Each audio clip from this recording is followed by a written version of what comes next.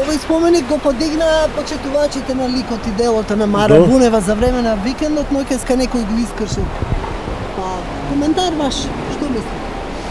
Секој што крши е варварин, што да кажам. Тоа е варварин, тоа е наша жена, таа е од Тетово, од Сетоле. Што да речем? Знаете, благословени се тие што градат, нели?